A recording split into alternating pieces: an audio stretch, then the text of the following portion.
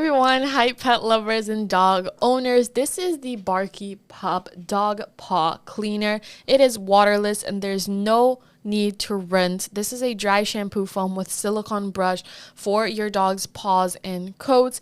And the best part about it is that it is made without fragrances, dye, sulfates, parabens, and anything like that. So it's supposed to clean, moisturize, and deodorize your dog's paw and coat. And I absolutely adore that it comes with its own little brush here at the top. As you can see, it is nice and easy to clean because it is made out of silicone, and just pumping it, you're gonna see the foam come out that easily. I'm gonna be applying a little bit to the back of my hand so you can see how easy it is to spread it around just like that. I definitely recommend this. We use it on our dog Max after his walks outside because his paws get so dirty and we don't want to bring that inside the house.